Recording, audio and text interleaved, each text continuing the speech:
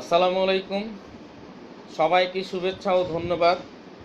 অনেক ছাত্রছাত্রী অনুরোধ করেছিলেন যে তারা একটু ব্যস্ততার কারণে 9টার সময় জয়েন করতে পারবেন, একটু ডিলে করার জন্য। তো যা হোক, শুরুতেই আপনাদের বলি, একবিংশ শতাব্দীর বিশ্ব রাজনীতি তথা গ্লোবাল পলিটিক্সের মুভার এবং সেপার হবে কোভিড-19। পৃথিবীর প্রতিটি বিশ্ব রাজনীতির প্রতিটি অ্যাকশন, রিয়াকশন, ইন্টারাকশন সব কিছুকে নির্ধারণ করবে। একবিংশ শতাব্দীর বিশ্ব রাজনীতি সব কিছুকে নির্ধারণ করবে কোভিড-19। আপনি নিশ্চিন্ত থাকেন, কারণ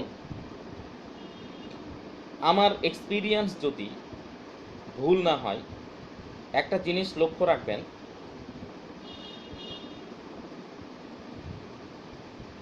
হয়তো অক্টোবর না হলেও নভেম্বর, নভেম্বর না হলেও ডিসেম্বর, জানুয়ারির পরেও যদি বিসিএসের সব কার্যক্রমগুলো আপনার শুরু হয়, তাহলে আপনি লক্ষ্য রাখবেন বিসিএস প্রিলিমিনারি সবচেয়ে বেশি কোয়েশ্চেন আসবে এবং আসা সম্ভব ইনশাল্লাহ কোভিড থেকে।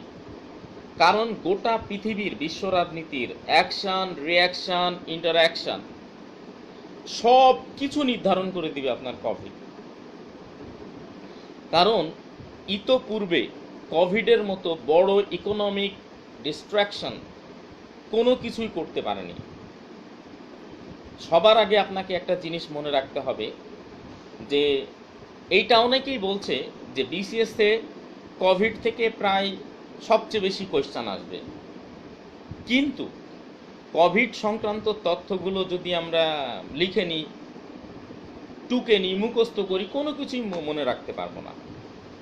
কিন্তু আমি যদি এই বিষয়গুলো জেনে থাকি, তাহলে যেই প্রশ্নই আসুক আমি সব প্রশ্নের আনসারগুলো করতে পারবো নিশ্চিন্তে। এবং আপনি মনে করছেন কোভিড-19 উৎপত্তি হচ্ছে 2019-এ, সুতরাং এগুলো নিয়ে বিশ্ব রাজনীতির টর্ময়েল শুরু 2019-এর ডিসেম্বর। নো, কোভিড একটা হ্যাশট্যাগ, এবং এই কোভিড নিয়ে গ্লোবাল হেজেমনিক যে পাওয়ার ক্রাইসিস ইউএসএ এবং আপনার চায়নার মধ্যে, এটার রুট কিন্তু অনেক গভীর। আপনি বলতে পারেন এই সংক্রান্ত অসংখ্য প্রশ্ন, এই সংক্রান্ত অসংখ্য তথ্য, এই সংক্রান্ত অসংখ্য কমপ্লেক্সিটি আপনাদের একজন লিখছে যে 41তম বিসিএস কবে নাগাদ হতে পারে। এখন আপনার যদি জানুয়ারিতে হয় বা ফেব্রুয়ারি, মার্চে হয়, যেখানেই হোক সবচেয়ে বেশি কোয়েশ্চেন আপনার কোভিড থেকে আসবে। হয়তো আপনি বুঝতে পারবেন না যেটা কোভিড রিলেটেড, কিন্তু নিশ্চিন্ত থাকতে পারেন যে কোভিড থেকেই সবচেয়ে বেশি কোয়েশ্চেন আসবে বিশ্বে। তাহলে আমরা শুরু করতে পারি। অনেকেই চলে এসেছেন, আমরা শুরু করতে পারি। অ্যাকচুয়ালি মনে রাখবেন, দ্বিতীয় বিশ্বযুদ্ধে চীন এবং মার্কিন যুক্তরাষ্ট্র এক ফ্রন্টিয়ারে এক বলে যুদ্ধ করেছে। কিন্তু দেখেন 2014 থেকে মার্কিন যুক্তরাষ্ট্র এবং চীন সরাসরি রাইভাল কনফ্রন্টিয়াস হিসেবে যুদ্ধ শুরু করেছে, ট্রেড ওয়ার। এখন 2019-এর পরে একটা বড় অ্যাসাল্ট, একটা বড় স্ট্রাইক হবে, আপনি এটা নিশ্চিন্ত থাকেন। এই জন্য আপনাকে সবার আগে এই বিষয়ে রুট অ্যানালাইসিস করতে হবে। প্রবলেমটা কি চীন এবং ইউএসের মধ্যে? কারণ আপনি নিশ্চিন্ত থাকেন, পৃথিবীর দুইটা বলয় বিভক্ত হয়ে পরস্পরের বিরুদ্ধে লড়াই করছে এবং আরও বড় অ্যালায়েন্স করে লড়াই করবে। On what basis? সবার আগে আপনাকে মনে রাখতে হবে এদের প্রবলেমটা কোথায় থেকে কিভাবে শুরু হলো। হ্যাঁ, এদের প্রবলেমের রুটটা শুরু 1917 সালে, যখন রুশ সেনাবাহিনী পর্বত এবং ককেশাস পর্বত, টোরাস পর্বত অঞ্চলে যুদ্ধ করছিল এবং অটোম্যান তুর্কিরা তাদের রুটকে আলাদা করে দিয়েছিল, তাদের খাবার, রসদ, পোশাক সরবরাহের পথকে বন্ধ করে দিয়েছিল, যার ফলে অটোম্যান তুর্কি, জার্মানি এবং অস্ট্রিয়ানদের হাতে হাজার হাজার রুশ সেনাবাহিনী মারা যাচ্ছিল। এই সুযোগে বিশ্ববিখ্যাত আইনজীবী ভ্লাদিমির ইলিচ উলিয়ানভ। আপনি ভিডিওটাকে শেয়ার করে রাখবেন এবং সব তথ্যগুলো শুনে শুনে লিখে নেবেন। এখান থেকে আপনার ম্যাক্সিমাম কোয়েশ্চেন আসবে, আপনি নিশ্চিন্ত থাকেন বিসিএস সহ সব কিছুতে। জেনারেলি রুশ সেনাবাহিনী যখন প্রথম বিশ্বযুদ্ধে 1917 সালে মধ্য ইউরোপে ব্যাপকভাবে বিধ্বস্ত হচ্ছিল, এই সুযোগে রুশ আইনজীবী ভ্লাদিমির ইলিচ উলিয়ানভ সংখ্যাগরিষ্ঠ বলশেভিক সমাজতন্ত্রপন্থী বলশেভিক এবং সংখ্যালঘিষ্ঠ জাতীয়তাবাদপন্থী মনশেভিকদেরকে একত্র করে রুশ বিপ্লব, সমাজতান্ত্রিক বিপ্লব বলেন আর রাশিয়ান বিপ্লব বলেন আর সোশ্যালিস্ট বিপ্লব বলেন আর কমিউনিস্ট বিপ্লব বলেন, সব একই। এই বিপ্লবের মাধ্যমে রাশিয়ার জারকে উচ্ছেদ করে রাশিয়াকে পৃথিবীর প্রথম সমাজতান্ত্রিক রাষ্ট্রে প্রতিষ্ঠা করল। অ্যাকচুয়ালি সোশ্যালিজমটাকে এর পূর্বে ক্যাপিটালিস্টরা উড়িয়ে দিয়েছে, বলেছে এটা কল্পিত একটা বিষয়, কোনো দিনই কোনোভাবে কোনো অবস্থাতেই এটা পৃথিবীতে এক্সিকিউট হওয়া সম্ভব না। প্লেটো আইডিয়াল স্টেট থিওরি দিয়েছিল খ্রিস্টপূর্ব প্রায় 300 অব্দের দিকে, কিন্তু প্লেটোর আইডিয়াল স্টেট কনসেপ্টটা এখন পর্যন্ত পৃথিবীতে এক্সিকিউট হয়নি। সুতরাং মার্কসের সোশ্যালিজমও কোনো দিন এক্সিকিউট হবে না, কিন্তু এটাকে এক্সিকিউট করে দেখালো হচ্ছে আপনার Lenin. He was a great scholar. Lenin শুধু রাশিয়াকে পৃথিবীর প্রথম সমাজতান্ত্রিক রাষ্ট্রে পরিণত করে ক্ষান্ত হলো না, লেনিন যে কাজটা করলো সেটা হচ্ছে 1921 সালে প্রথম আন্তর্জাতিক কমিউনিস্ট সম্মেলন আয়োজন করলো এবং এই সম্মেলনের মাধ্যমে গোটা পৃথিবীতে কমিউনিজম ছড়িয়ে দেওয়ার জন্য ব্যবস্থা গ্রহণ করলো। বাস, এই কমিউনিস্ট সম্মেলনে 1921 সালে মাও সেতুংও ছিল চীনের। তিনি 1922 সালে চীনা কমিউনিস্ট পার্টি প্রতিষ্ঠা করলেন এবং তখন থেকেই তিনি জনমত সৃষ্টি করলেন। চীন এই সময় একটা দরিদ্র পীড়িত রাষ্ট্র, সবার অভাব। এই সিচুয়েশনে যে কোনোভাবে চীনের সমাজতন্ত্রকে ছড়িয়ে দেওয়া অত্যন্ত সোজা। মাও সেতুং চীনে দারিদ্রতার সুযোগে সমাজতন্ত্রকে আস্তে আস্তে ছড়িয়ে দিতে লাগলো। কেউ খাবে, কেউ খাবে না, তা হবে না, তা হবে না। অ্যাকচুয়ালি দ্বিতীয় বিশ্বযুদ্ধ যখন বেঁধে গেল, আপনার জাপান অ্যাকচুয়ালি চীনের পলিটিক্যাল এবং মিলিটারি স্ট্রাকচারটাকে ভেঙে দিল। আপনারা জানেন বিখ্যাত সাংহাই গণহত্যা, এই সাংহাইয়ে ঢুকে একেবারে চুরমার করে দিয়েছিল আপনার জাপান, একেবারে চীনের মিলিটারি মেরুদণ্ড ভেঙে দিয়েছিল। ঠিক একই টেকনিক এক্সিকিউট করলো মাও সেতুং।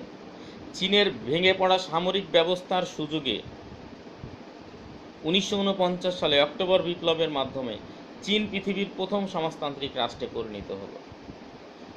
আর চীনের ক্যাপিটালিস্ট গভর্নমেন্ট ট্রান্সফার পালাইতে বাধ্য হলো ভিয়েতনামে।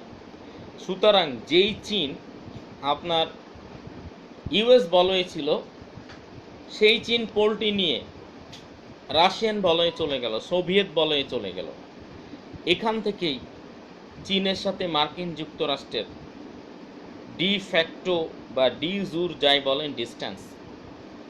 এখন প্রবলেমটা যেটা, সেটা হচ্ছে আমি প্রথমেই বলেছি I don't like socialist people. I think they are not realistic. They are very enthusiastic, very passionate people, ideologic people, not realistic people. এখন সবচেয়ে বড় প্রবলেম যেটা, ভ্লাদিমির ইলিচ উলিয়ানভ একজন বড় মাপের স্কলার। হি ওয়াজ এ ডেফিনেটলি স্কলার, কিন্তু ভ্লাদিমির ইলিচ উলিয়ানভের পরে যারা লিডারশিপে আসলো, প্রথমে আসলো 1924 সালে লেনিন যখন মারা যায়, তখন ক্ষমতায় আসলো Stalin. He is one of the cruelest people of the history of human kind. নিঃসন্দেহে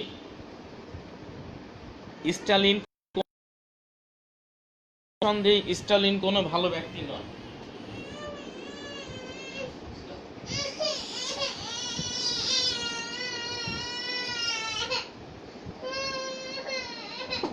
I'm sorry for a little disturbing. আমি আবার বলি আপনাদেরকে, স্টালিন পৃথিবীর ইতিহাসে অত্যন্ত ক্রুয়েল ব্যক্তি। আপনি লক্ষ্য করবেন, little learning is a dangerous things. অল্প বিদ্যা ভয়ঙ্করী। আপনি যারা অশিক্ষিত, টোটালি অশিক্ষিত, তারা ভালো হয়, যারা উচ্চ শিক্ষিত তারা ভালো হয়, কিন্তু little learning people are very dangerous. Stalin একজন ভবঘুরে, একজন স্কুল পলাতক, একজন সাধারণ ব্যক্তি। সেই পলিটিক্সের মাধ্যমে যে হয়ে গেল সোভিয়েত ইউনিয়নের প্রেসিডেন্ট। তার মূল কথা হচ্ছে মেরে কেটে তছনছ করে লেভেল প্লেয়িং ফিল্ড, আপনার টিলা পাহাড় পর্বত সব কিছু, যেই সমাজতন্ত্রের এগেনস্টে দাঁড়াবে তাকেই খুন করে দিতে হবে। শুধুমাত্র কর্পোরেট ফার্মে কাজ করবে না, এই একটা ছোট অপরাধে 7 লক্ষ কৃষককে হত্যা করেছে স্টালিন। ইভেন স্টালিনের প্যারালালে আর একজনের ক্ষমতায়ন হলো, তিনি স্টালিনের পরবর্তী প্রেসিডেন্ট নিকিতা ক্রুশ্চেভ। তিনি একজন সাধারণ খনি শ্রমিক। আপনি চিন্তা করতে পারেন যে 15টা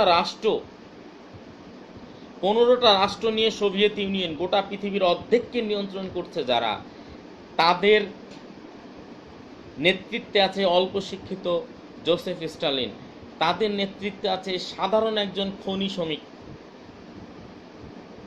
নিকিতা ক্রুশ্চেভ। মাও সেতুংও খুব উচ্চশিক্ষিত বললে ভুল হবে, তিনি সাধারণ একজন প্রাইমারি স্কুল হেডমাস্টার। মাও সেতুং অত্যন্ত অ্যারোগেন্ট। মাও সেতুং নিজে যেটা বোঝে, তিনি কোনো অর্থনীতিবিদের কথা শুনতেন না, তিনি কোনো ফিলোসফারের কথা শুনতেন না, তিনি শুধু শুনতেন নিজে যেটা বোঝেন। স্টালিন মার্ক্সবাদী বিপ্লব এবং মাওবাদী বিপ্লবের মধ্যে কিছুটা ডিফারেন্স আছে। মার্ক্স মনে করতেন যে শুধুমাত্র সর্বহারা হচ্ছে শ্রমিকরা, কৃষকরা কখনো সর্বহারা নয়, কারণ জমির ওপর মালিকানা আছে কৃষকদের, শ্রমিকদের জমির ওপর মালিকানা নাই, ইন্ডাস্ট্রির ওপর মালিকানা নাই, তাই তারা সর্বহারা। সুতরাং শ্রমিকরাই বিপ্লব করতে পারবে, কারণ তারা সর্বহারা। কৃষকরা সর্বহারা নয়, কৃষকদের দ্বারা বিপ্লব হবে না। কিন্তু মাও সেতুং কৃষকদেরকে দিয়েই অক্টোবর বিপ্লব করিয়ে চীনকে সমাজতান্ত্রিক রাষ্ট্রে পরিণত করে দেখিয়েছে যে এটা সম্ভব, পসিবল। এই জন্য ক্ষমতায় এসে স্টালিন প্রথম কৃষি কেন্দ্রিক আপনার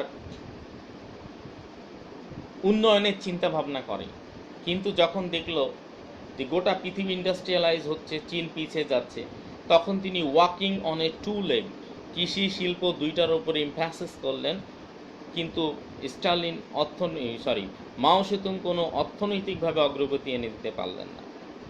আমি বললাম Nikita Khrushchev was a very tough people, তাকে কিছু বোঝানো যায় না, তিনি যেটা যতটুকু বোঝে সেটাই দিয়ে সব কিছু চিন্তা করেন।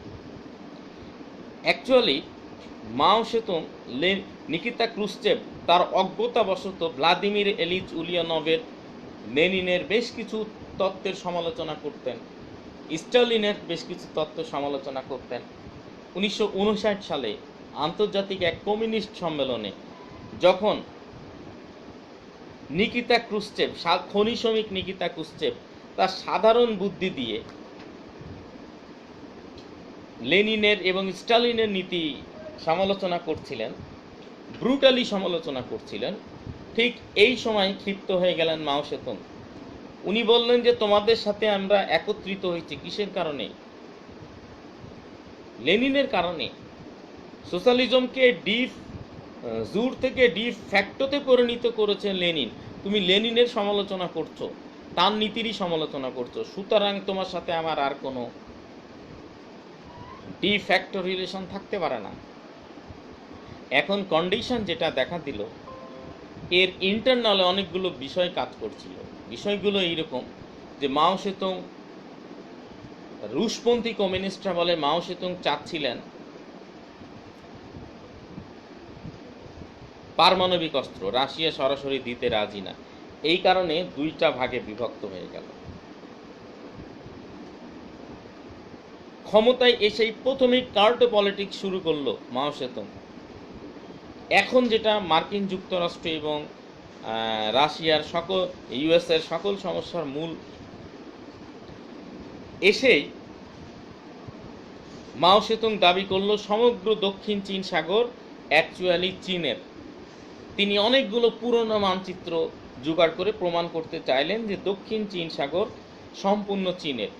কিন্তু United Nations convention lodge of the sea অনুযায়ী বেজলাইন থেকে 200 নটিক্যাল মাইলের ঊর্ধ্বে একটা রাষ্ট্র কোনোভাবেই তার টেরিটোরিয়াল সি দাবি করতে পারে না, কিন্তু কয়েক হাজার কিলোমিটার পর্যন্ত দাবি করে যাচ্ছে মাও Zedong. It was a very devastating and destructive things for the global politics. This is because the United Nations with their authentic charter proved that the baseline থেকে 12 নটিক্যাল মাইল হবে আপনার পলিটিক্যাল টেরিটরি, 200 নটিক্যাল মাইল হবে আপনার exclusive economic zone, এরপরে আপনার ডিজুর 150 nautical mile, অর্থাৎ একটা রাষ্ট্রের বেজলাইন বা উপকূল থেকে 350 নটিক্যাল মাইল সর্বোচ্চ ওই রাষ্ট্রটির সমুদ্র হবে। আর যদি এর থেকে কম সীমানা হয় তাহলে ইকুইটির ভিত্তিতে অর্ধেক অর্ধেক সীমান্ত সমুদ্র পাবে। সেখানে চীন 2000-3000 কিলোমিটার পর্যন্ত সমুদ্র দাবি করছে। 9 ড্যাশ লাইন, টার্মটা ভালো করে মনে রাখবেন, 9 ড্যাশ লাইনের মাধ্যমে সমগ্র দক্ষিণ চীন সাগরের মালিকানা দাবি করছে। দক্ষিণ চীন সাগরে যতগুলো রাষ্ট্র আছে সবাই এ দাবিকে অস্বীকার করছে এবং করাটা উচিত। এরপরে চীন আগ্রাসন শুরু করলো। আগ্রাসন শুরু করে চীন ভিয়েতনামের দিকে এগিয়ে গেল। এরপরে চীন, লক্ষ্য রাখবেন, কোরিয়া যুদ্ধে উত্তর কোরিয়ার পক্ষে অংশগ্রহণ করল। সুতরাং 1950 সালে যদিও মার্কিন জেনারেল ম্যাক আর্থারের অনেক হঠকারিতা ছিল, 1955 সালে কোরিয়া যুদ্ধে মার্কিন যুক্তরাষ্ট্র ব্যাপকভাবে ধোলাইয়ের শিকার হলো চীন এবং রাশিয়ার কাছে। যদিও ইয়াংলু নদী অতিক্রম করে চীনের মধ্যে ঢুকে গেছিল, কিন্তু প্রবলেমটা দেখা গেল মার্কিন যুক্তরাষ্ট্র এই যুদ্ধে কোণঠাসা হয়ে পড়লেও চীনের সাথে তার প্রচণ্ড শত্রুতা শুরু হয়ে গেল। ইভেন আপনি লক্ষ্য করবেন চীন যখন তাইওয়ানের দিকে এগিয়ে গেল 1950 সালে মার্কিন যুক্তরাষ্ট্র তখন 7ম নৌবহর দিয়ে গোটা তাইওয়ানকে ঘিরে ফেলল। সুতরাং তাইওয়ান যে এত চিল্লাপাল্লা এত লাফালাফি করে চীনের বিরুদ্ধে, এর মূল কারণ হচ্ছে মার্কিন যুক্তরাষ্ট্র 7ম নৌবহর দিয়ে গোটা চায়নাকে আপনার সিকিউরিটি প্রোটেকশন দেয়। চায়না, পৃথিবীর 14টা দেশের সাথে চায়না সীমান্ত আছে।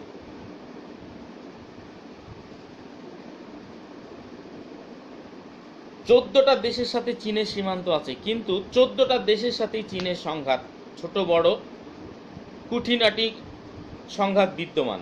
আর একটা জিনিস মনে রাখবেন, চীন তাইওয়ানের নিকট থেকে প্যারাসল কেড়ে নিয়েছে, স্পার্টলি দ্বীপ কেড়ে নিয়েছে আপনার ফিলিপাইন ভিয়েতনামের নিকট থেকে। মিয়ানমারের সাথে তার প্রবলেম আছে, মিয়ানমারের অনেক বিদ্রোহী গ্রুপকে চীন অস্ত্র দেয়, মদত দেয়, অভিযোগ আছে। ভারতের সাথে চীনের 1962 সালে যুদ্ধ হয়েছে, 1947 সালে লাদাখ নিয়ে যুদ্ধ হয়েছে, এখনও ভারতের 7 সিস্টার্স চীন দাবি করে। সুতরাং China was never been a good neighbour at all. রাশিয়ার সাথে তার সীমান্ত সংঘাত আছে, জাপানের কাছ থেকে সে সেনকাকু কেড়ে নিয়েছে, গোটা দক্ষিণ চীন সাগরের মালিকানা দাবি করছে। সুতরাং আমরা যে মনে করি মার্কিন যুক্তরাষ্ট্র শুধু সাম্রাজ্যবাদী একাই, সেটা না। অবশ্যই চীন সাম্রাজ্যবাদী তার এলাকায়। যদি মার্কিন যুক্তরাষ্ট্র ভালো করে শুনে রাখেন, যদি মার্কিন যুক্তরাষ্ট্র আপনার ডোমিনো থিওরি, মিস্টার ডালাসের ডোমিনো থিওরি দিয়ে দক্ষিণ পূর্ব এশিয়া 1967 সালে আসিয়ান না প্রতিষ্ঠা করত, তাহলে গোটা দক্ষিণ পূর্ব এশিয়াও দখল করে নিত চীন। সুতরাং চীন তার নিজের এলাকায় সাম্রাজ্যবাদী। এখন প্রবলেমটা হচ্ছে দক্ষিণ চীন সাগরে মার্কিন যুক্তরাষ্ট্রের অবস্থান থাকার কারণে, দক্ষিণ চীন সাগরে মার্কিন যুক্তরাষ্ট্রের অবস্থান থাকার কারণে চীন খুব বেশি মনোপলি বা ম্যানিপুলেশন করতে পারে না। এই কারণে চীনের প্রথম টার্গেট হচ্ছে গোটা দক্ষিণ চীন সাগরকে একক ক্ষমতার মধ্যে নিয়ে আসা। আর ভুলে গেলে দক্ষিণ চীন সাগর পৃথিবীর সবচেয়ে বড় বাজার। দক্ষিণ চীন সাগর বাজার যার হাতে থাকবে, গোটা পৃথিবীর ট্রেড, ইন্টারন্যাশনাল ইম্পোর্ট এক্সপোর্ট তার হাতে থাকবে। সে পৃথিবীর সুপার পাওয়ার হয়ে থাকতে পারবে। সুতরাং চীন দক্ষিণ চীন সাগরে মার্কিন যুক্তরাষ্ট্রকে যে কোনোভাবে একক প্রভাব বিস্তার করতে দিবে না। মার্কিন যুক্তরাষ্ট্র সেটা করতে দিবে না। যা হোক, চীন যখন তাইওয়ান সাম্রাজ্যবাদী প্রভাব বিস্তার করতে লাগলো, এই সময় মার্কিন যুক্তরাষ্ট্র, আপনার জেনারেলি মনে রাখবেন 1958 সালের দিকে চীনের সাথে সম্পূর্ণ সংঘাতে লিপ্ত হয়ে গেল মার্কিন যুক্তরাষ্ট্র। 1951 কোরিয়া যুদ্ধের পর 2007 নম্বর আপনার প্রস্তাব অনুযায়ী আপনার 26তম অধিবেশনে অনেকে বলে চীনকে জাতিসংঘ থেকে বহিষ্কার করা হয়েছে বা বহিষ্কার করা হয়েছিল। কথাটা পরিপূর্ণ ঠিক না। ঘটনাটা হচ্ছে সেই সময়টা সদস্য হিসেবে তাইওয়ানকে ট্রিট করা হতো, চীনকে আপনার মাইনাস করে তাইওয়ানকে গুরুত্ব দেওয়া হতো। চীন তার ভেটো থেকে শুরু করে সকল গুরুত্ব হারিয়ে ফেলে আন্তর্জাতিক অর্গানাইজেশনসগুলো। এখন প্রবলেমটা হচ্ছে চীন যুক্তরাষ্ট্রের যে ডিস্টেন্সটা, এই ডিস্টেন্সটাকে সোভিয়েত ইউনিয়ন কাজে লাগাইতে পারেনি শুধুমাত্র নিকিতা ক্রুশ্চেভের মতো একজন সাধারণ খনি শ্রমিক মার্কিন যুক্তরাষ্ট্র সোভিয়েত ইউনিয়নের নেতৃত্বে থাকার কারণে। হঠকারিতাবশত মাও সেতুং এবং নিকিতা ক্রুশ্চেভ অর্থাৎ চীন এবং সোভিয়েতের দূরত্ব হয়ে গেল 1960 সালে প্রবল ব্যক্তিত্বধর মাও সেতুং এমন ব্যক্তিত্ব প্রদর্শন করত যে রাষ্ট্রের স্বার্থের থেকে তার ব্যক্তিত্বই বড়। হঠকারী মূর্খ নিকিতা ক্রুশ্চেভও তাই। সুতরাং সোভিয়েত এবং চীন ভেঙে পড়ল সম্পর্ক। এই সুযোগটাকে কাজে না লাগানোর চেষ্টা করল রাষ্ট্র। কিভাবে শুরু করা যায়? 71 সালে পাকিস্তান যখন বাংলাদেশের উপর হামলা চালায়, আমাদের পরম বন্ধু, তৎকালীন সময়ে পরম বন্ধু বলে পরিচিত ভারত মুক্তিযুদ্ধে বাংলাদেশের পক্ষে অংশগ্রহণ করলে সম্পূর্ণ কোণঠাসা হয়ে পড়ে পাকিস্তান। তখন পাকিস্তানও তার তৎকালীন পীর সাহেব এবং বর্তমান পীর সাহেব চীনের কাছে সাহায্যের আবেদন জানায়। চীন যখন মার্কিন যুক্তরাষ্ট্রের সাথে সম্পর্ক না থাকলেও পাকিস্তানের সাথে সম্পর্ক আছে বিধায় যুদ্ধে অংশগ্রহণ করার চেষ্টা করছিল, তখন ভারত এবং রাশিয়ার হুমকিতে চীন একটু ডিস্টেন্স বজায় রাখে। পাকিস্তানের পক্ষে মার্কিন যুক্তরাষ্ট্র একাই 7ম নৌবহর নিয়ে যখন বাংলাদেশের মধ্যে ঢুকে পড়ার চিন্তা করেছিল, আবার রাশিয়া হুমকি দিল, তখন মার্কিন যুক্তরাষ্ট্র থেমে গেল। এই অবস্থায় মার্কিন বলল যে আমি যদি চীনকে পাশে না রাখি তাহলে সোভিয়েতের সাথে আমার লড়াই করলে অনেক ক্ষতি হবে। কিন্তু সম্পর্ক শুরু করার মতো কোনো মেথড ছিল না, কারণ দুইটি রাষ্ট্রের মধ্যে কূটনৈতিক সম্পর্ক বন্ধ ছিল। এই কারণে আপনারা শুনে থাকবেন ping pong diplomacy. Table tennis খেলা দেখতে যাওয়ার অজুহাতে কিসিঞ্জার যখন চীনে গেল, তখন তার সমপরিমাণের ডিপ্লোম্যাট তাকে ওয়েলকাম জানানোর জন্য হাজির হলো। বাস শুরু হয়ে গেল চীন এবং মার্কিন যুক্তরাষ্ট্রের কূটনৈতিক সম্পর্ক। এই নিক্সনই কিন্তু 1972 সালে চীনকে আবার জাতিসংঘে ফিরিয়ে নিয়ে আসলো। জাতিসংঘ আবার চীনকে সদস্যপদ বা তাইওয়ানের বদলে চীনকে রিকগনাইজেশন দিল। প্রথম ভেটোটা চীন এসে বাংলাদেশের ওপরই প্রয়োগ করলো, বাংলাদেশ যাতে সদস্যপদ পেতে না পারে। এখন প্রবলেমটা হচ্ছে চীন এবং মার্কিন যুক্তরাষ্ট্র ইঁদুর বিড়াল খেলা চলছিল ঠিকই, তারা অনেক ছাড় দিয়ে কোনোভাবে কোনো না কোনোভাবে রিলেশনসটাকে বজায় রাখার চেষ্টা করলো।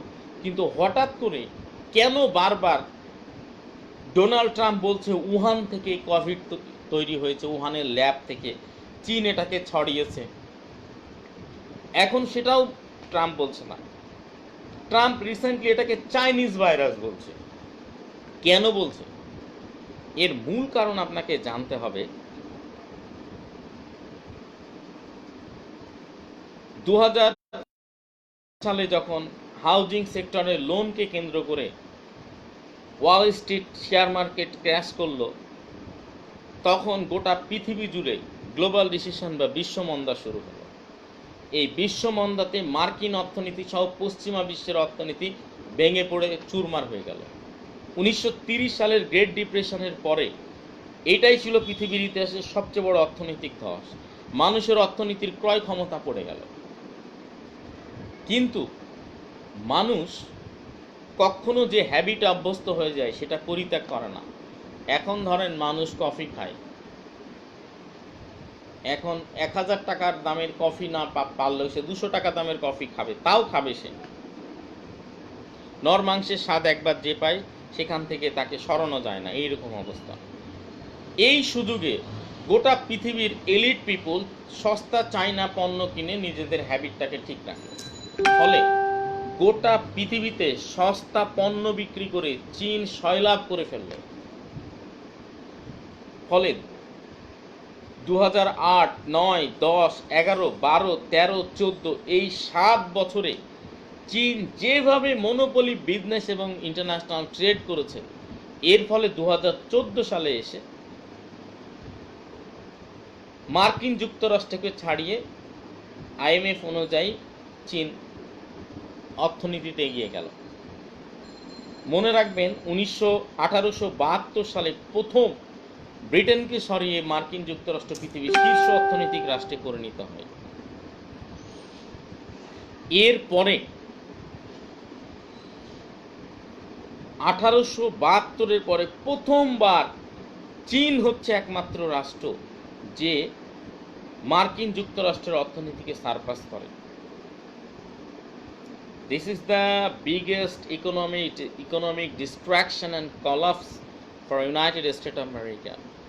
United States of America can't halt with his power and might and mind.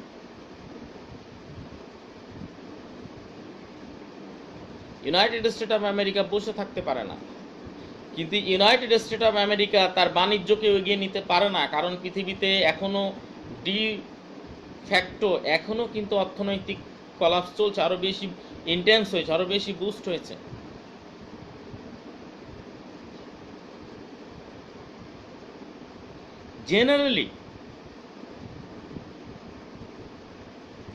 Generally সবচেয়ে বড় প্রবলেম যেটা, সেটা হচ্ছে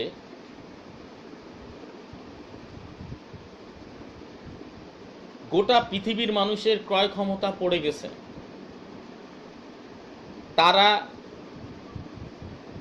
বেশি দামি পণ্য কিনতে পারবে না, আর কোনোভাবেই মার্কিন যুক্তরাষ্ট্র কম দামি সস্তা পণ্য, ভাঙড়ি পণ্য তৈরি করতে পারবে না। সুতরাং মার্কিন যুক্তরাষ্ট্রের করার কিছুই নাই।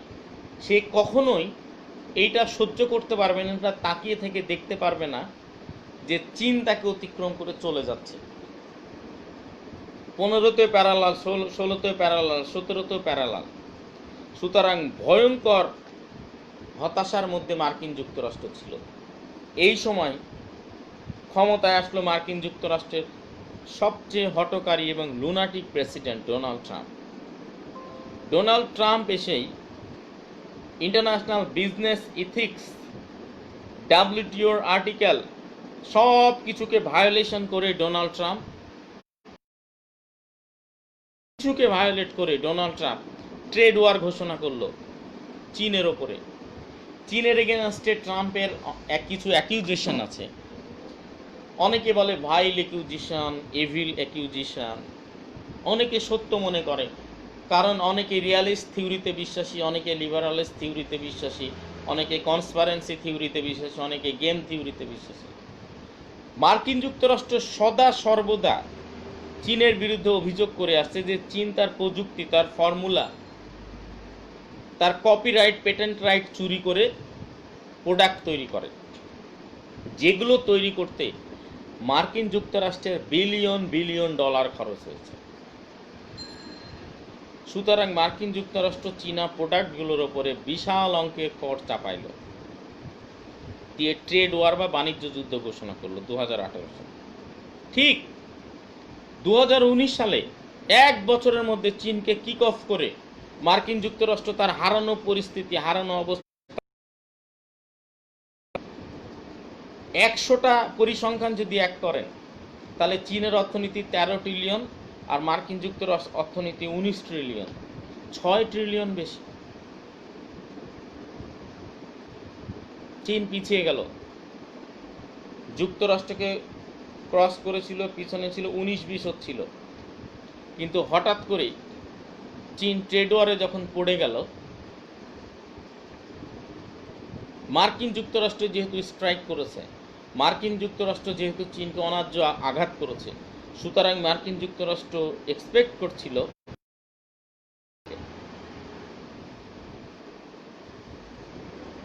মার্কিন যুক্তরাষ্ট্র কোভিড, আরেকটা বিশ্বযুদ্ধ কোভিড নিয়ে হওয়ার আশঙ্কা কেন? আরেকটা মার্কিন যুক্তরাষ্ট্র হওয়ার সব যোগ্যতা চীনের আছে। চীন মার্কিন যুক্তরাষ্ট্রের আয়তন প্রায় সমান। চীনের যুক্তরাষ্ট্রের জনসংখ্যা প্রায় 30 কোটি হলে চীনের জনসংখ্যা 142 কোটি, 110 কোটি বেশি জনসংখ্যা যুক্তরাষ্ট্রের থেকে চীনের। যুক্তরাষ্ট্রের থেকে চীনের সেনাবাহিনী, অস্ত্র কিছুটা কম, কিন্তু সেনাবাহিনী যুক্তরাষ্ট্রের থেকে। সুতরাং অর্থনীতি, বাণিজ্য প্রায় কাছাকাছি, কৃষি অনেক এগিয়ে। সুতরাং আরেকটা যুক্তরাষ্ট্র হওয়ার মতো সকল বৈশিষ্ট্য চীনের আছে। সুতরাং চীনকে অবশ্যই যুক্তরাষ্ট্রকে অবশ্যই চীনকে ট্রেড ওয়ারের মাধ্যমে ঠেকিয়ে দিল। এখন চীন কি কাউন্টার অ্যাটাক করবে যুক্তরাষ্ট্রকে? চীন যদি যুক্তরাষ্ট্র এটাই চাচ্ছে, একমাত্র অন্য কোনো উপায়ে চীনকে ঠেকাইতে পারবে না যুক্তরাষ্ট্র। আর যুদ্ধ লেগে গেলে চীনকে সাপ মারা করে মেরে দক্ষিণ চীন সাগরে ঝুলিয়ে রাখার মতো ক্ষমতা যুক্তরাষ্ট্রের আছে। এই কারণে চীন সব সময় বলে progress in a peaceful way. চীন কখনো যুদ্ধে যাবে না, অন্তত যুক্তরাষ্ট্রের সাথে যাবে না। যুক্তরাষ্ট্রের সাথে সে সবসময় যুদ্ধে যাবে না, ভারতকে সে আক্রমণ করার চেষ্টা করবে সবসময়। এটাই চীনের এখন পলিসি। সে ভারতের সাথে যুদ্ধ করবে, কিন্তু যুক্তরাষ্ট্রের সাথে যুদ্ধ করবে না। এখন প্রবলেম যেটা, চীন কি বসে থাকবে? চীন তো যুদ্ধ করতে পারবে না, অল্টারনেটিভ কোনো উপায় তাকে বের করতে হবে। এখন চীনপন্থী মিডিয়া যেগুলো বলছে যে কোভিড কোনো ভাইরাস না, এটা জীবাণু না, এটা জীবাণু অস্ত্র, এটা 11 বার জিন চেঞ্জ, 20 বার 15 বারের মতো হয়ে গেছে। এখন মার্কিন যুক্তরাষ্ট্রের বা ট্রাম্পের পক্ষ থেকে যে স্টেটমেন্ট, সেইটা অনুযায়ী যেটা বলার চেষ্টা করা হচ্ছে যে চীন এটা তৈরি করেছে উহানে, নিজের কিছু লোক মেরে ফেলে নাটক তৈরি করছে যে এটা হচ্ছে আর কি এতে ক্ষতিগ্রস্ত, আমরা তৈরি করিনি, ছড়িয়েছে। এতে চীনের এক ঢিলে দুই পাখি। চীন যেহেতু এই জীবাণুটাকে কন্ট্রোলের প্রতিষেধক জানে, সুতরাং চীন কন্ট্রোল করে ফেলেছে। গোটা পৃথিবীতে ছড়িয়ে গেছে কোভিড। সুতরাং কোভিড ছড়িয়ে যাওয়ার ফলে চীন ওষুধ বিক্রি করে আবার তার অর্থনৈতিক অবস্থা ফিরিয়ে আনবে এবং মার্কিন যুক্তরাষ্ট্রকে একেবারে শুইয়ে দিবে, একেবারে ফ্যাট করে দিবে। এইটা মার্কিন যুক্তরাষ্ট্রের বক্তব্য। মার্কিন যুক্তরাষ্ট্রের আরও বক্তব্য হচ্ছে উহান থেকে বেইজিংয়ে, সাংহাইয়ে, ক্যান্টনে, হংকংয়ে এগুলোতে গেল না, নিউ ইয়র্কে চলে আসলো। কিভাবে? মনে রাখবেন, প্রায় 2 লক্ষ মার্কিন নাগরিক ইতিমধ্যে মারা গেছে। একজন মার্কিন নাগরিক যদি পৃথিবীর কোথাও মারা যায়, ওর 50 গুণ ক্ষতি না করে, 100 গুণ ক্ষতিপূরণ আদায় না করে মার্কিন যুক্তরাষ্ট্র ছাড়ে না। সেখানে মার্কিন যুক্তরাষ্ট্রের ভিতরে ঢুকে 2 লক্ষ মানুষ মারা গেছে।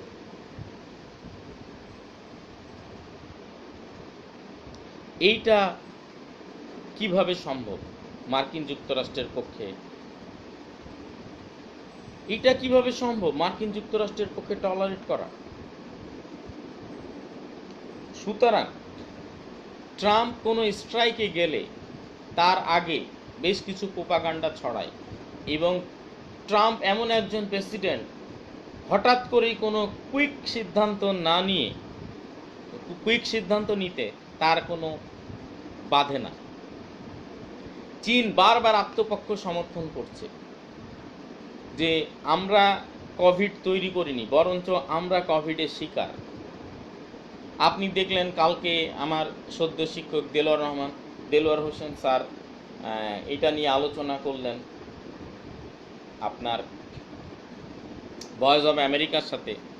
আজকে উনি প্রায় 2 ঘন্টা মতো এটার ওপরে আলোচনা করলেন আমাদের সাথে জুমে। এখন মোদ্দা কথা হচ্ছে, এটা গোটা পৃথিবীর কনসেন্ট্রেশন, সিভিল সোসাইটির কনসেন্ট্রেশন, এর রেমেডি, তাদের দৃষ্টি ভ্যাকসিনের দিকে। কিন্তু মার্কিন যুক্তরাষ্ট্র ব্লেম গেম খেলছে, আর চীনের চিন্তা ভাবনা অন্যদিকে। ইতিমধ্যে কিছুদিন পূর্বে ভ্লাদিমির পুতিন কোভিড-19 ভ্যাকসিন আবিষ্কার করার ঘোষণা দিল, স্পুটনিক 5, এবং তিনি বললেন যে তার মেয়েকে তিনি ভ্যাকসিনটা দিয়েছেন এবং তার মেয়ে রিকভার করেছেন। আসলে ব্যাপার হচ্ছে, একটা জিনিসের ইফেক্ট কত এবং সাইড ইফেক্ট কত, এটা বিবেচনার বিষয়। যে কোভিড-19 দূর করতে যে শরীরে কি পরিমাণ সাইড ইফেক্ট তৈরি করছে, এবং এটা মাস পর্যায়ে, আপনি ধরেন ওপেন হার্ট সার্জারি করেন, এই ওপেন হার্ট সার্জারি করার জন্য আপনার অনেক টাকা খরচ হয়। পৃথিবীতে এমন অনেক সিস্টেম আছে, আপনাকে ওপেন হার্ট সার্জারি করতে হবে না, কোনো অপারেশন ছাড়া আপনার হার্ট ক্লিয়ার হবে, কিন্তু এতে আপনার লক্ষ লক্ষ ডলার খরচ হবে। এইটা সবাই অ্যাভেল করতে পারবে না। এখন ব্যাপার হচ্ছে, কোভিড যে ভ্যাকসিন, এইটার অথেন্টিসিটি কতটুকু, এবং এটার ইফেক্টের সাথে সাইড ইফেক্ট কত কম। এটার যেমন অক্সফোর্ড আপনার ঘোষণা দিয়েছিল, তারা ভ্যাকসিনে অনেক দূরে এগিয়ে গেছে। সুতরাং চীনের এবং যুক্তরাষ্ট্রের ইঁদুর বিড়াল খেলার মধ্যে রাশিয়া ঘোলা পানিতে মাছ শিকার করল। কোভিডের সবচেয়ে বড় শিকার, আপনি নিশ্চিন্ত থাকেন, আমি বলে দিচ্ছি, ফোরকাস্ট করছি, কোভিডের সবচেয়ে বড় শিকার হবে ডোনাল্ড ট্রাম্প।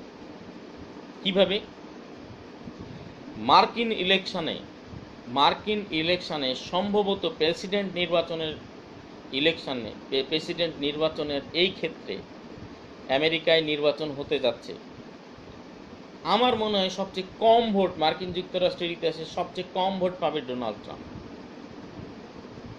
মার্কিন যুক্তরাষ্ট্রের লোকজন কখনো তাদের চোখের সামনে 2 লক্ষ মার্কিন নাগরিক মরে যাওয়া, এবং নিউ ইয়র্কের মতো জায়গায় অধিকাংশ মানুষ করোনায় আক্রান্ত হয়ে 2 লক্ষ মার্কিন নাগরিক মরে যাবে, আর মার্কিনিরা তাকিয়ে তাকিয়ে দেখবে, এটা হইতে পারে না। আমার মনে হচ্ছে প্রথম ক্ষতিটা হবে ডোনাল্ড ট্রাম্পের। ডোনাল্ড ট্রাম্প নির্বাচনে একেবারে ল্যান্ডস্লাইড ডিফিট হবে, এবং যিনি ডোনাল্ড ট্রাম্পের অপোনেন্ট হবেন, উনি এই কমিটমেন্ট নিয়ে আসবেন, প্রথম কমিটমেন্ট থাকবে হচ্ছে করোনা দূর করা, দ্বিতীয় কমিটমেন্ট হচ্ছে করোনা পরবর্তী ব্যবস্থা নেওয়া। আজ যে 2 লক্ষ মার্কিন নাগরিক মরে গেছে কোভিডে, মরে যাচ্ছে, আরো হয়তো 2 মিলিয়ন আক্রান্ত হয়েছে, এর জন্য সবচেয়ে বেশি দায়ী ডোনাল্ড ট্রাম্প। ডোনাল্ড বারাক ওবামার স্বাস্থ্যসেবা বিলটাকে বাতিল করে দিল, একটা জনমুখী, একটা কল্যাণকর কাজ। হয়তো এই স্বাস্থ্যসেবা বিল থাকলে যুগের পর যুগ মানুষ বারাক ওবামাকে স্মরণ করবে, শুধু এই প্রতিহিংসাবশত বিলটা বাতিল করে দিল। অথচ এই স্বাস্থ্য খাতেই মার্কিন যুক্তরাষ্ট্র একেবারে পঙ্গু হয়ে গেল কোভিডের কারণে। মার্কিন নাগরিকরা অবশ্যই অবশ্যই ট্রাম্পকে জবাব দিবে নির্বাচনের মাধ্যমে, এটা নিশ্চিত। দ্বিতীয় কথা হচ্ছে রাশিয়া বারবার তার নেতৃত্বের যোগ্যতাকে প্রমাণ দিয়ে আসছে। সে যে কামব্যাক করেছে, পৃথিবী যে বাইপোলার, শুধুমাত্র চীন আর যুক্তরাষ্ট্রের মধ্যে বাইপোলার না, পৃথিবী যে ইউনিপোলার, রাশিয়া নামক একটা শক্তি আছে, বারবার পুতিন জানান দিচ্ছে। চিন্তা করে দেখেন, 2010-11 আরব স্প্রিং একেবারে আরবের ডিক্টেটরগুলোকে সয়লাভ করে দিল, কিন্তু রাশিয়াতে এসে ধরা খেয়ে গেল। এবং সিরিয়াতে এসে ধরা খেয়ে গেল বাশার আল আসাদের কাছে, এবং ধরাটা কিন্তু খেলো রাশিয়ার কারণে। আপনি চিন্তা করেন, চোখের সামনে সবচেয়ে স্ট্র্যাটেজিক অঞ্চলগুলোর একটা কৃষ্ণ সাগরের ক্রিমিয়া উপদ্বীপকে চোখের সামনে সমগ্র ন্যাটো এবং মার্কিন যুক্তরাষ্ট্রকে উপেক্ষা করে ক্রিমিয়াকে কেড়ে নিল পুতিন। এখনো রাশিয়ারই ক্রিমিয়া, মার্কিন যুক্তরাষ্ট্র এবং ন্যাটো কিচ্ছু করতে পারল না। আবার চিন্তা করেন, কোভিড নিয়ে চীন এবং মার্কিন যুক্তরাষ্ট্রের যে আপনার রিয়াল মাদ্রিদ বার্সেলোনা গেম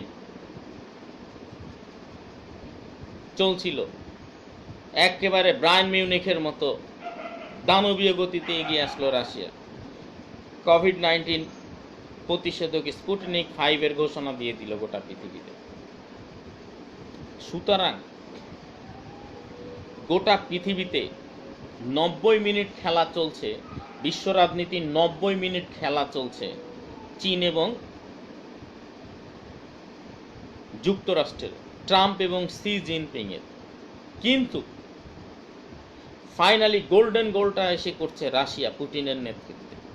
সুতরাং স্কোর সিটে, ন্যাশনাল পলিটিক্সের স্কোর সিটে সবসময় নামটা কিন্তু রাশিয়ার থাকছে, গোল্ডেন বুট রাশিয়ার থাকছে, কাপটা রাশিয়ার থাকছে। আরব স্প্রিং এর আমেরিকার অগ্রযাত্রার মাথা ভেঙে দিল রাশিয়া।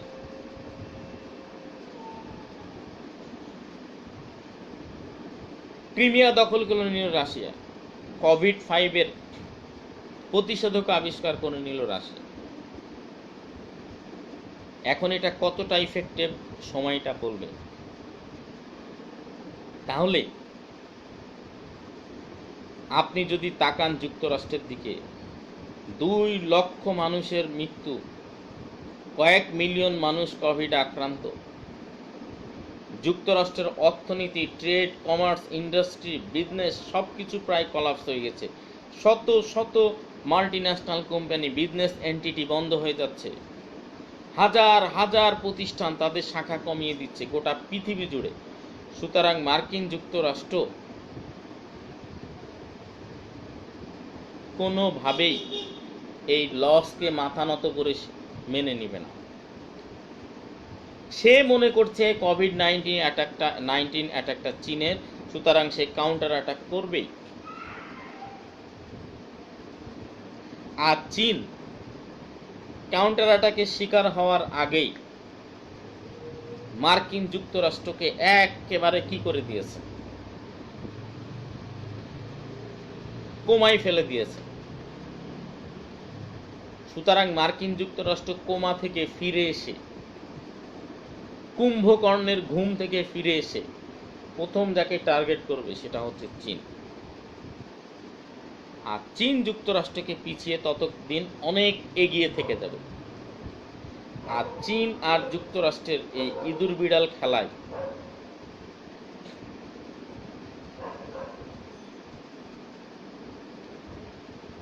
ঘোলা পানিতে মাছ শিকার করবে পুতিন। এই হাঙ্গামা, এই ঝামেলাটা বাংলাদেশে এসেছে কেন জানি মিডিয়াগুলো বারবার বাংলাদেশ এবং ভারত রিলেশন নিয়ে অনেক আগে পিছে কথা বলছে। তাদের বক্তব্যগুলো এমন যে চীনের কাছ থেকে বাংলাদেশকে করোনা ভ্যাকসিন নিতে ভারত বাধা দিচ্ছে। আবার পররাষ্ট্রমন্ত্রী বলছে চীনের সাথে আমাদের অর্থনৈতিক সম্পর্ক, ভারতের সাথে আমাদের ভ্রাতৃত্বের সম্পর্ক। রিসেন্ট টাইমগুলোতে শোনা যাচ্ছে যে বাংলাদেশ, অনেক পত্রিকা বলছে বাংলাদেশ হচ্ছে ভ্যাকসিন নিবে চীনের কাছে। সুতরাং সব মিলে এটা বাংলাদেশ ভারত চীন ট্রায়াঙ্গুলার হবে না, শুধু সমগ্র পৃথিবীতেই এই করোনা পলিটিক্সের পরবর্তী পলিটিক্স শুরু হবে ভ্যাকসিন পলিটিক্স, যেটা ইন্টারন্যাশনাল রিলেশনসের একটা বড় টার্মোইল সৃষ্টি করবে। একদিকে করোনা পরবর্তী মার্কিন যুক্তরাষ্ট্র চীন ঝামেলা, দ্বিতীয় কথা হচ্ছে ভ্যাকসিন নিয়ে ঝামেলা। এই দেশ ওই দেশকে ভ্যাকসিন দিবে, ওই দেশ ওই দেশকে ভ্যাকসিন নিতে ঢুকতে দিবে না। সব মিলে হয়তো জানুয়ারি পর্যন্ত, যদি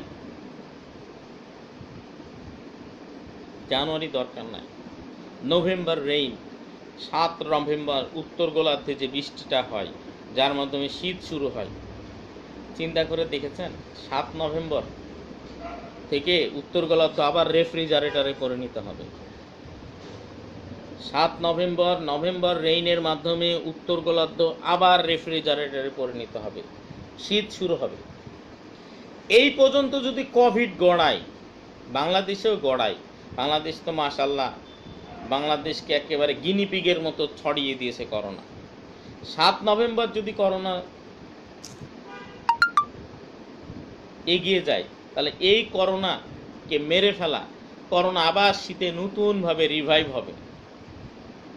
মনসুন রেইনে যেমন ঘাস নতুন করে জেগে ওঠে, কোভিড আবার নতুন করে জেগে উঠবে যদি নভেম্বর পর্যন্ত উত্তর গোলার্ধে যেতে পারে।